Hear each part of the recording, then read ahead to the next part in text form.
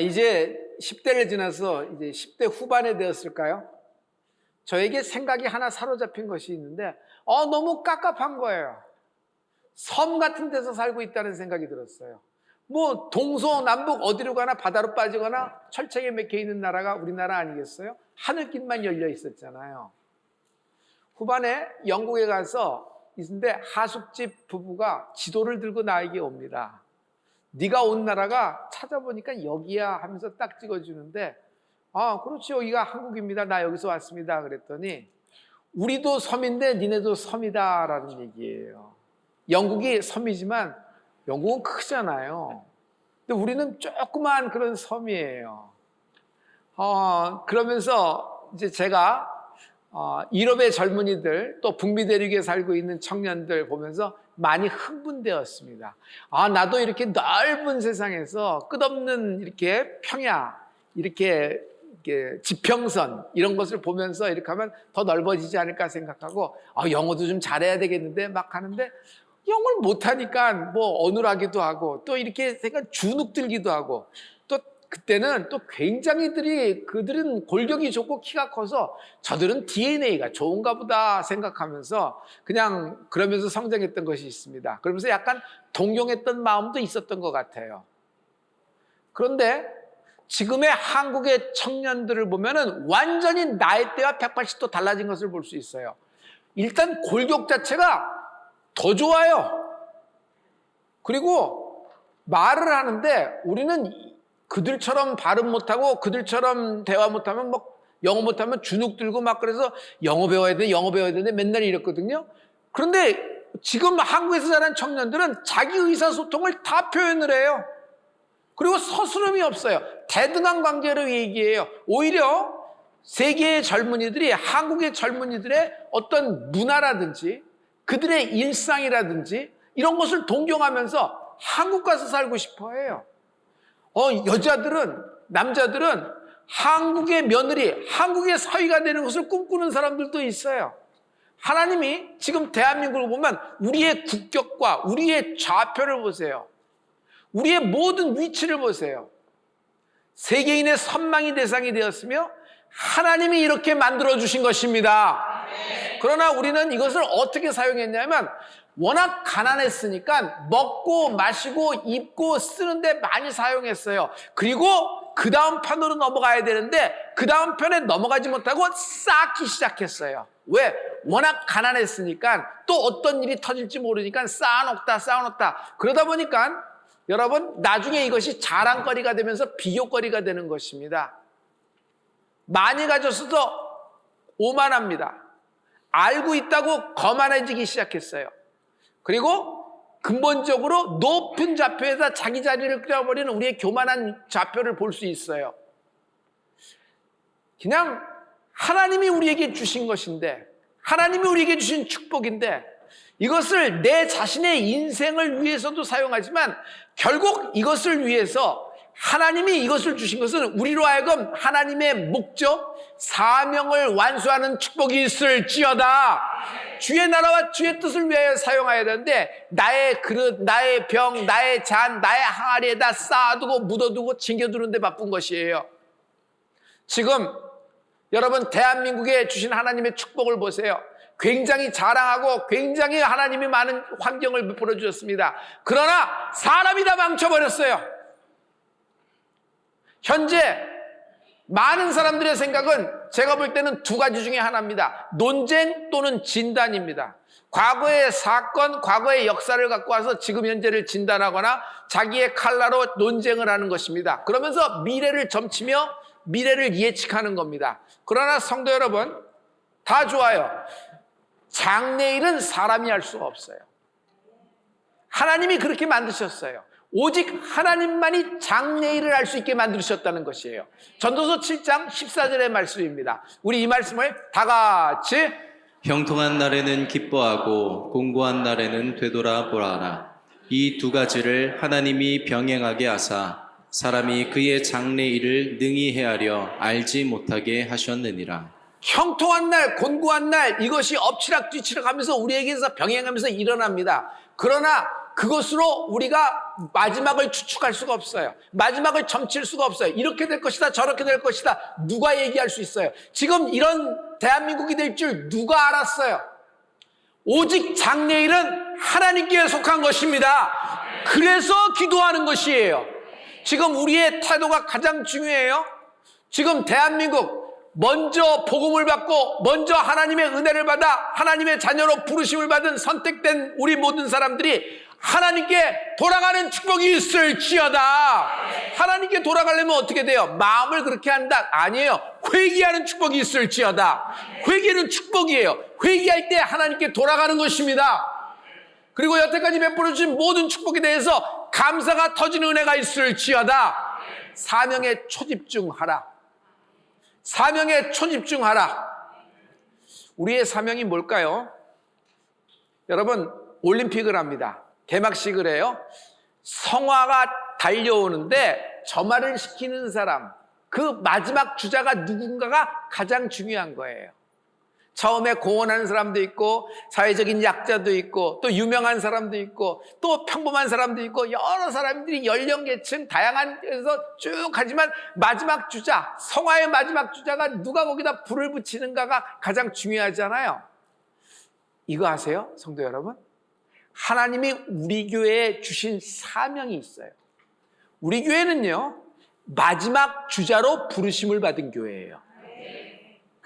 이 마지막 주자에 대한 말씀이 여러분 에스겔서 16장 6절에 하나님이 에스겔에게 말씀하시는 겁니다. 우리 이 말씀을 다 같이 내가 내 곁으로 지나갈 때에 내가 피투성이가 되어 발짓하는 것을 보고 내게 이르기를 너는 피투성이라도 살아 있으라. 다시 이르기를 너는 피투성이라도 살아 있으라 하고. 에스겔, 너 지금 피투성이 속에서 그냥 인생이 빠져나올 수 없는 어떤 갇힌 것 같고 더 이상 다음의 날을 기대할 수 없는 그런 마지막 장을 갖고 있는 것 같은데, 하지만 절대로 포기해서는 안 돼. 여기가 너의 끝이 아니야. 지금 현재 피투성이라고 지금 아무런 응답이 없고 아무런 하나님의 선한 손이 나타나지 않는 것 같다고 하더라도 너는 베이고 상하고 지금 피 흘린다고 하더라도 피투성이라도 live, 살아있으라. 살아있으라. 에스겔은요 지금 30살이에요. 그는요 태생적으로 하나님의 그 제사장 가문이에요. 30살이 되면 이제 성전에 들어가서 하나님의 일을 해야 되는데 지금 그의 신세는 어디냐면 포로로 잡혀와서 바벨론 포로 수용소에 있어요.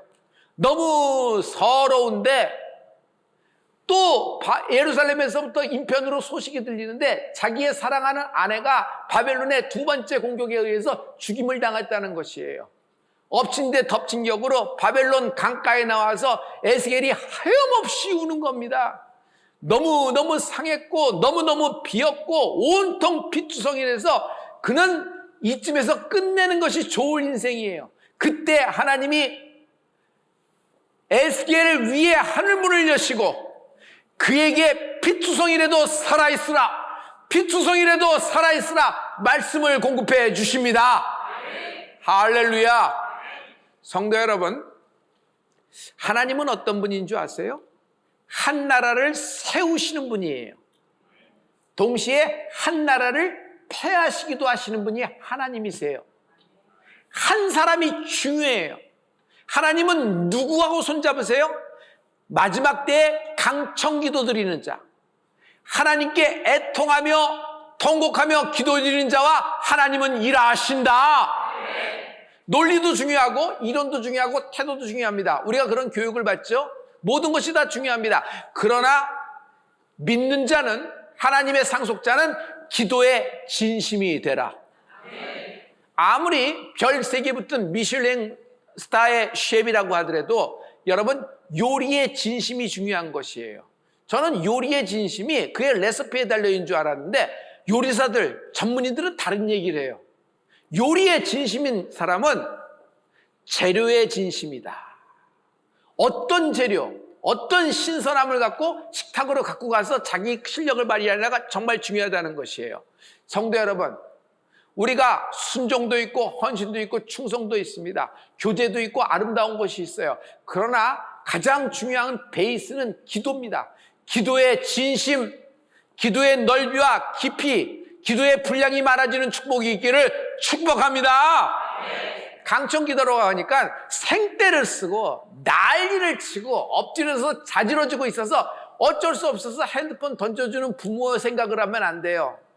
내가 난리를 치고 그냥 막 때를 써가지고 하나님은 원치 않고 하나님은 다른 곳을 바라보고 계시는데 하나님으로부터 뭔가 하나 개타는 것이 강청기도다 생각하면 여러분 큰 잘못된 생각을 갖고 있는 것이에요.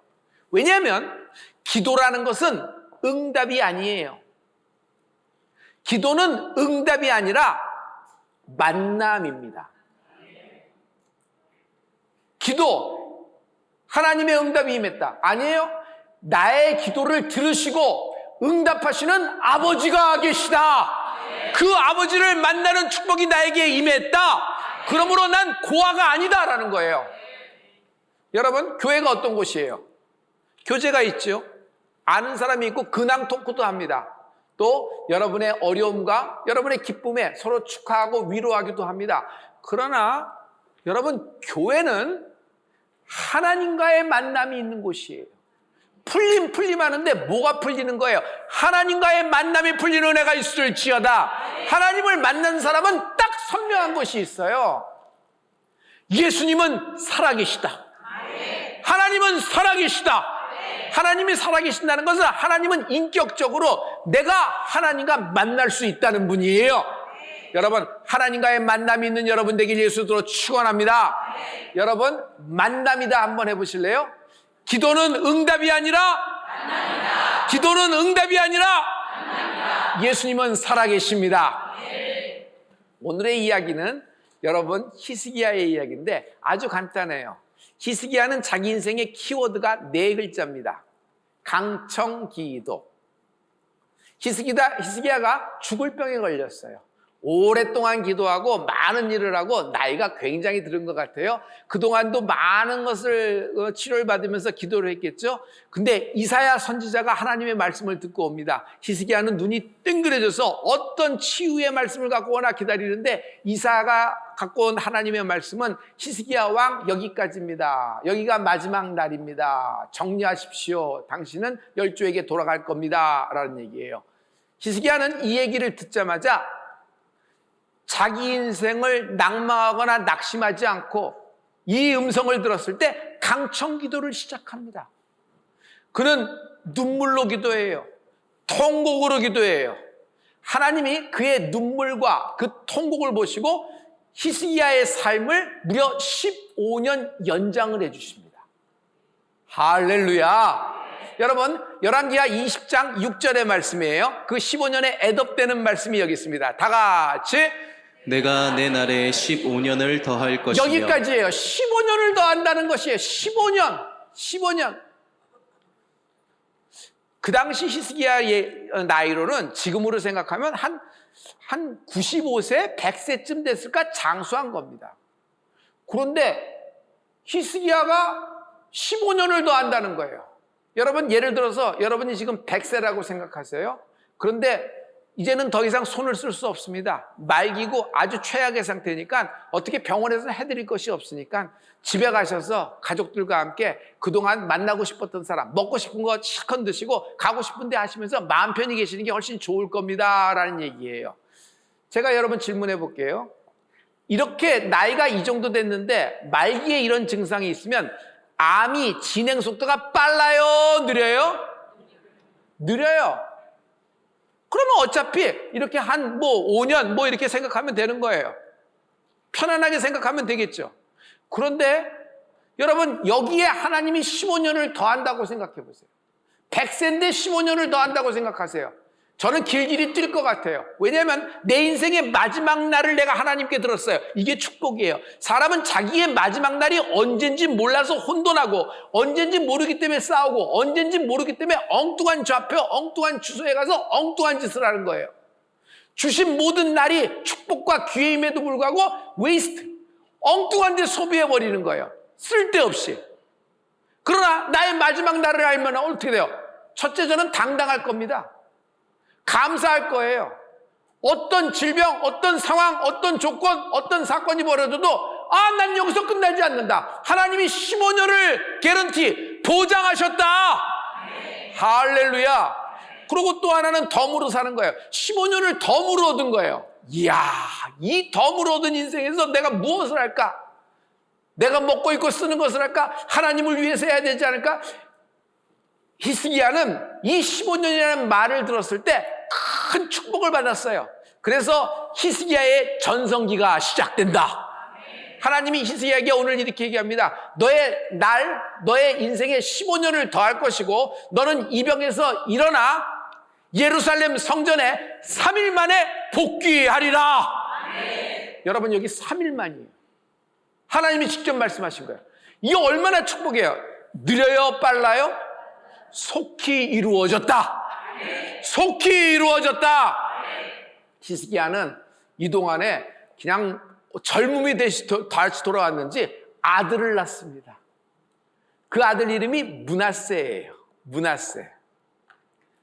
후에 히스기야는 이 므낫세에게 왕위를 상속합니다. 그러나 반전이 시작됩니다. 이렇게 축복의 기간 중에 얻었던 므낫세 왕이 이스라엘 역사상 최악의 왕 중에 하나가 됩니다. 므낫세는 왕위에 즉위하자마자 옥자에 앉자마자 제일 먼저 하는 일이 우상을 섬겨요. 심지어 우상에게 인신공양까지 해요. 하나님이 제일 싫어하는 인신공양. 여러분, 자녀들 여러분 낳아서 뭐 이렇게 복 빌어달라고 바치고 막 이러는 거 끊어지는 축복이 있을지어다. 그리고 무슨 일을 하냐면 산당을 세팅해요. 산당. 뭐 예루살렘까지 그 멀리까지 그냥 곳곳에 여기다 브랜치를 만들 테니까 거기서도 예배. 편리성이잖아. 그리고 그러다 보면 사람들도 더 자주 모이고 거기 지역이 더 이렇게 성황하고 이렇게 되지 않겠어?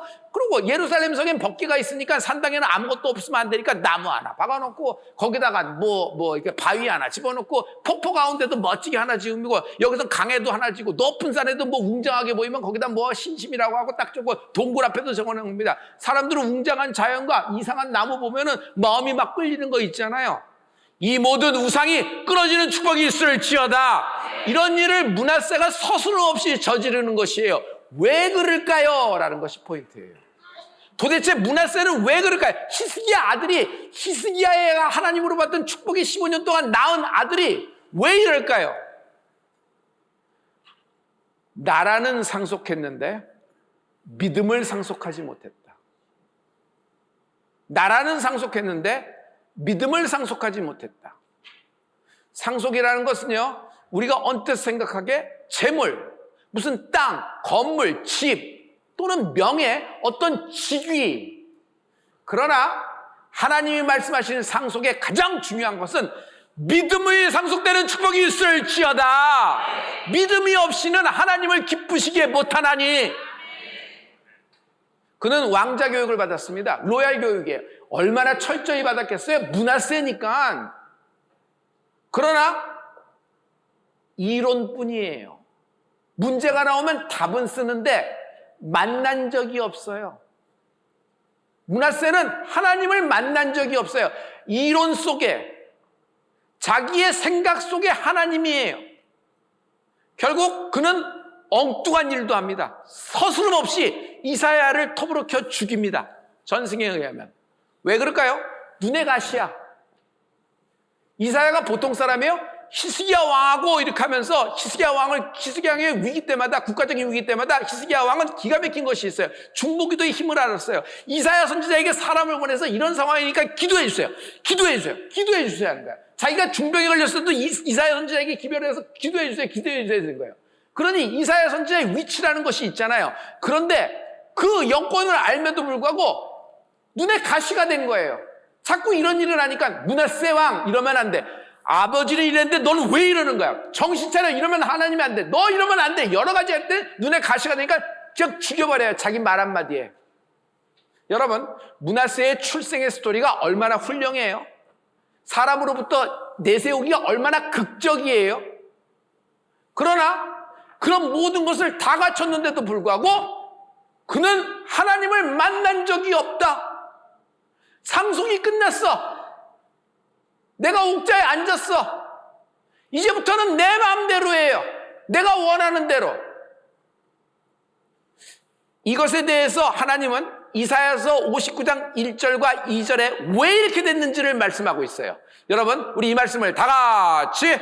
여호와의 손이 짧아 구원하지 못하심도 아니요 귀가 둔하여 듣지 못하심도 아니라 오직 너희 죄악이 너희와 너희 하나님 사이를 갈라놓았고 너희 죄가 그의 얼굴을 가리어서 너희에게서 듣지 않으시게 함이니라. 영어 성경을 보면 separate you, separate you.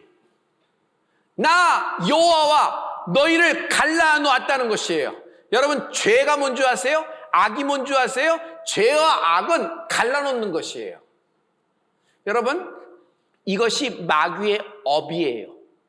마귀는요, 항상 갈라놔요. 그가 가는 곳은 항상 갈라놔요. 누구를 갈라놔요? 부부 사이를 갈라놔요. 누구를 갈라놔요? 어디 가든지 그 공동체를 갈라놔요. 그래서 그가 들어가는 곳은 자꾸 갈라지는 곳이 있어요. 저는 여러분이 가는 곳이 다 합쳐지는 축복이 있을지어다. 쏙닥쏙닥이 문제예요. 쏙닥쏙닥. 가짜 뉴스지.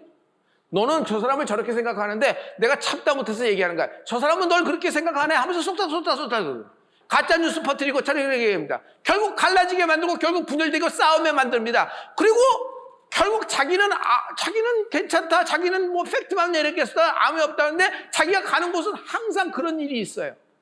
이것이 마귀의 역사. 마귀는 이런 역사래요. 여러분, 마귀가 가장 크게 역사하는 것이 뭔지 아세요? 가족끼리도 갈라나. 그리고 마지막에 나와 하나님 사이를 갈라놔요. 나와 하나님 사이를 갈라놔요. 이 벽이 허물어지는 은혜가 있을지어다. 이것이 죄악이 들어오는 거예요. 여러분, 이 죄악은 여러분이 그동안 쟁여놓은 재물로, 여러분이 닦고 힘들게 얻은 라이센스로, 여러분이 갖고 있는 땅으로, 여러분이 갖고 있는 건강의 힘으로 여러분의 말빨로 허물을 수가 없어요. 여러분이 아무리 유능한 변호사, 아무리 유능한 자, 아무리 유능한 인력부를 갖고 있더라도 이 벽을 허물 수가 없어요. 하나님과 나 사이에 높아진 이 벽, 이 죄악의 벽은 오직 예수님의 보혈을 의지하는 은혜가 있을지어다. 대한민국 지금 답은 하나님께밖에 없는 거예요. 여러분, 예수님의 피 묻은 손을 구하십시오. 주의 보혈의 강이 흐르는 은혜가 있을지어다. 예수님의 십자가 앞에 다시 돌아가는 대한민국이 되길 예수 이름으로 축원합니다. 믿는 자가 돌아가야 돼요. 여러분, 사람하고 이렇게 보이는 거하고 싸움이 아니에요. 우리의 싸움은 눈에 보이지 않는 정사와 권세, 어둠의 세상 주관자들이에요. 대한민국을 덮고 있는 이 더러운 마귀의 역사, 분열의 영, 혼란의 영, 싸움과 난리와 전쟁으로 이끌어서 마지막 때를 만들려는 마귀의 모든 계획이 내가 나서는 예수의 명하는 물거품 될지어다. 우리가 회개하고 돌아가는 축복이 있을지어다. 하나님은 이렇게 될 줄 아셨어요. 히스기야가 받은 축복이 결국 히스기야가 마지막에 망쳐서 이것이 디딤돌이 아니라, 축복이 디딤돌이 아니라 걸림돌이 될 줄 하나님은 미리 아셔서, 하나님은 히스기야 생전에, 아버지 히스기야 생전에 하나님은 히스기야에게 축복의 말씀에 경고의 말씀을 주셨어요. 여러분, 이 말씀이 열왕기하 20장 17절과 18절의 말씀이에요. 우리 이 말씀을 다 같이. 여호와의 말씀이 날이 이르리니 왕궁의 모든 것과 왕의 조상들이 오늘까지 쌓아두었던 것이 바벨론으로 옮긴 바 되고 하나도 남지 아니할 것이요 또 왕의 몸에서 날 아들 중에서 사로잡혀 바벨론 왕궁의 환관이 되리라 하셨나이다 하니. 너의 씨에서 난 아들이 환관이 되리라. 그것도 바벨론의 환관이 되리라. 이게 뭐예요? 자기의 씨로 낳은 사람은 상속자예요. 근데 상속자가 상속자의 위치를 잃어버리고 환관이 된대. 그것도 바벨론 신을 섬기는, 바벨론 왕을 섬기는 환관이 돼. 저주 중에 이런 저주가 어디 있겠어요? 그리고 히스기야, 너 이대로 가면 어떻게 되는 줄 알아? 내가 너에게 준 축복 있지. 네가 그것을 잘 쌓아놓고 잘 보관했다고 하는데, 너 그것이 네가 보는 눈에, 그것이 한날에 바벨론으로 옮겨지게 되리라. 여러분, 물질은 날아가요. 물질은 슬금슬금 기어다니는 것이 아니라 날아가요. 한 방에 날아가요. 그냥 날개를 달는 것 같아요. 그게 옮겨지리라는 큰 하나님의 경고성의 말을 하는데 히스기야는요 패스해버립니다. 이 말씀을 들었으면 전에 같으면 히스기야는 강청기도 시작해요. 네가 죽으리라 했는데 그 말씀을 듣고도 장수했으면 되잖아요. 그럼 마지막 때라 했으니까 잘 정리하겠습니다. 이게 강청기도예요. 실은 적군이 쳐들어왔을 때 히스기야는 그거 펴놓고 그 협박문서, 아수르가 보낸 협박문서를 하나님 성전에 가서 펼쳐놓고 하나님 이런 협박문서를 받았습니다. 지금 우리는 싸울 힘이 없습니다. 하나님 어쩌면 좋습니까? 하나님께 탄원 기도라는데 하나님은 히스기야의 기도를 들으시고 그 모든 자들 적군을 한날 송장으로 만들어 버리신다. 이런 히스기야인데 이런 경고성의 말씀을 듣고도 히스기야는 패스해버리고 강청기도를 시작하지 않아요. 왜 그럴까? 왜 그럴까? 왜 히스기야가 강청기도의 DNA가 있음에도 불구하고 왜 여기서 놓쳐버렸을까? 이유는 간단해요. 내 때는 괜찮아. 지금 일어날 일은 아니야. 후에 일어날 일이야. 나 죽거든 일어날 일이야. 여러분, 대한민국에 난리와 난리, 엄청난 일이 벌어졌는데도 왜 이렇게 안타까워하며 깝깝하는데 애통하진 않을까? 통곡하진 않을까? 왜 회개하고 하나님께 돌아가지는 않을까? 나만 힘든 게 아니라서 그래요. 나만 못 먹는 게 아니라서 그래요. 내 가게만 안 되는 게 아니라서 그래요. 옆에 가게도 안 되고 윗집도 안 되고 아랫집도 안 돼. 다 안 되는 거야. 그리고 나만 못 먹는 것이 아니라 다른 데도 다 못 먹어. 나만 깝깝한 것이 아니라 다른 사람도 다 깝깝해. 괜찮은 거예요. 그래서 프라이팬에 개구리가 서서히 삶아지는 그런 느낌이라고 할까? 만약 이게 내 문제가 되고 우리 가문의 이슈가 되고 우리만 이렇게 되면 한국 사람은 사촌이 땅을 사면 뭐가 아파요? 배가 아파요. 난리를 치면서 하나님께 나가서 막 그랬을 거예요. 근데 모든 사람이 그러니까 시대의 흐름이고 상황이다. 그러니까 지금 뭐 솔직히 이런다고 해서 지금 우리가 밥을 굶어요? 애들 학교를 못 가요? 일상은 진행되잖아요. 그런데 앞에 두려움이 두려울 뿐이지. 근데 깝깝하고 답답하고 애통하다고 막 슬프다고 얘기하면서 이런 상황에 대해서 얘기하면서도 애통과 회개와 통곡은 벌어지지 않아요. 지금 히스기야의 상황과 똑같은 거예요. 여러분, 대한민국 먼저 복음을 받고 먼저 선택받은 우리의 강청기도 회개가 시작되는 은혜가 있을지어다. 영혼의 샘이 터져야 돼요. 하나님께 목소리가 터져야 돼요. 찬양의 소리가 올라가는 은혜가 있을지어다. 찬양력을 잃어버리고 기도력을 잃어버리고 예배력을 잃어버렸어요. 여러분, 사회적 생명이 끊어진 것, 여러분 모든 어떤 육신적인 생명이 끊어진 것, 마음의 어떤 그런 강함의 연줄이 끊어진 것보다 더 슬픈 일이 뭔 줄 아세요? 영혼이 죽어버리는 거예요. 영혼이 얼어붙어 버린 거예요. 영혼이 아무 감각을 못 느끼는 거예요. 왜? 나만 그런 것이 아니니까. 보이는 것이 다 똑같아. 그러면 견디지 뭐. 여러분, 이거 가만히 견딘다고 벌어지는 것이 아닙니다. 하나님은 한 사람을 사용하신다. 강청기도하는 한 사람을 사용하셔서, 다니엘 한 사람을 사용하셔서, 에스더 한 사람을 사용하셔서, 느헤미야 한 사람을 사용하셔서 무너진 것을 보수하시고 흩어졌던 민족을 모으고 나라를 다시 세우는 기도를 하기 시작하는 은혜가 있을지어다. 하나님은 한 사람을 사용하신다. 할렐루야, 할렐루야. 이 모든 말씀에 대해서 오늘 결론이 나와 있습니다. 여러분, 누가복음 18장 8절의 말씀이 오늘 말씀의 마지막 펀치라인이 돼요. 여기에 속히라는 말이 킥이 되는 겁니다. 우리 다 같이, 내가 너희에게 이르노니 속히 그 원한을 풀어주시리라. 그러나 인자가 올 때에 세상에서 믿음을 보겠느냐 하시니라. quickly, 속히라고 얘기했어요. 하나님은 밤낮 원한에 너무 원통해서 재판장을 찾아가 매일 밤 두들기는 그 억울한 과부의 그 청원을 보시고 그 강청을 보시고 하나님은 그 과부를 통하여 속히 풀어주리라고 예수님이 직접 비유로 말씀하시는 거예요. 이 말씀이 오늘 우리를 향하고 있다. 할렐루야. 그러나 우리에게서 여러분 모두 속히 응답받고 있어요?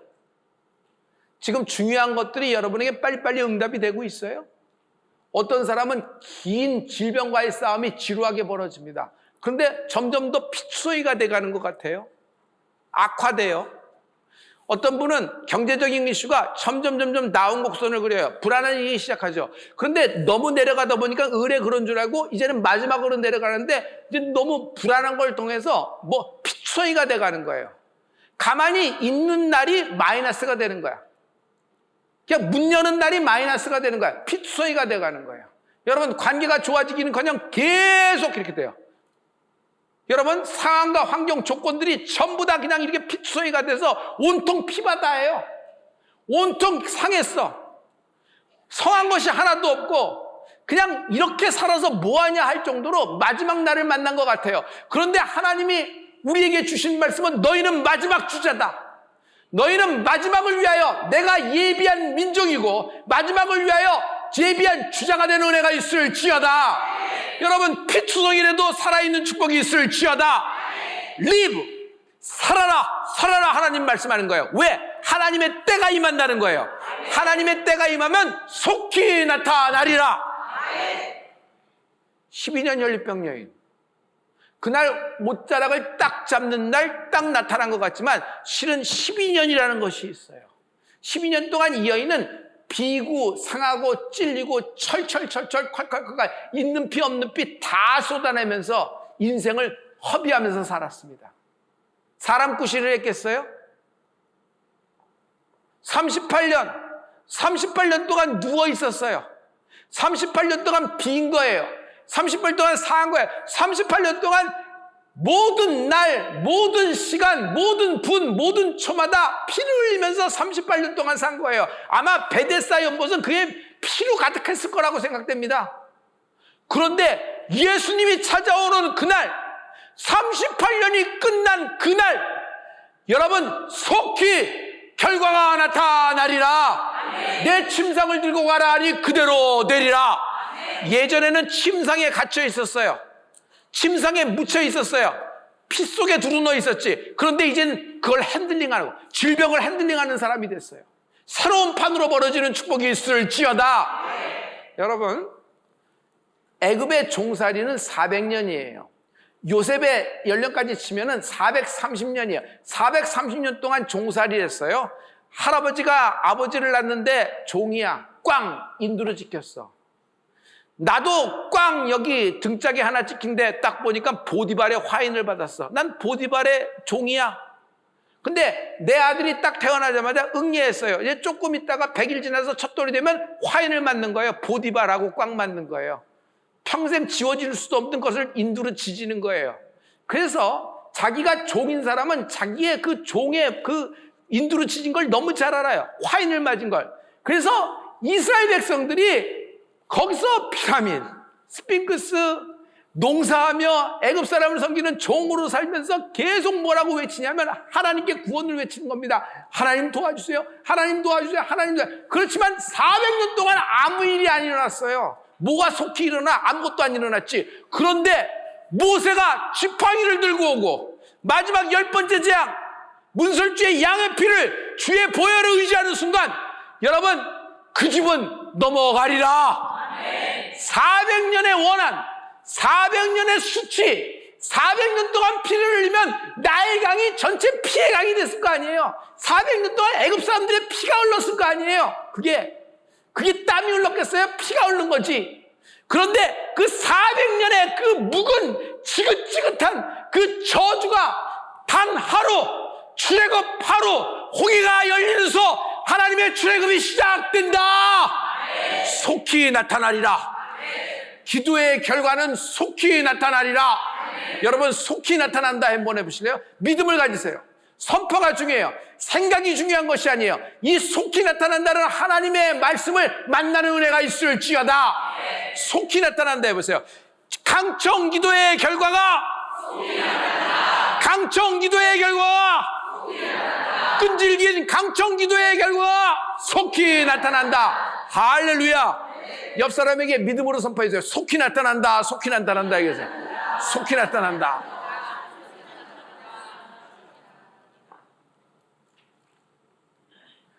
아무런 응답이 없어. 이토록 하나님을 찾는데 하나님은 내가 그렇게 수많은 질문을 쏟아내는데도 나와 상관없는 분인 것 같아.